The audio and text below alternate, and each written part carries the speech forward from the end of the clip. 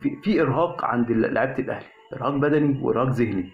فانا واحد من الناس، انا لو انا هحط انا التشكيل بالنسبه لي انا هريح الشناوي، وهريح متولي، قصدي عبد المنعم، وهريح محمد هاني، وهريح معلول، وهريح ديانج، كل الناس اللي هي تعبانه دي هريحها، لان انا عندي معركه صعبه يوم السبت مع سان داونز.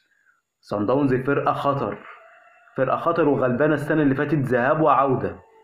القصه كلها الواحد بالنسبه له، انا بالنسبه لي الماتش بتاع بكره ده، انت تقدر انت من خلال الروتيشن تعمله والكلام ده، هتقدر ان انت تكسب ان شاء الله الماتش بكره، مفيش مشكله في كده.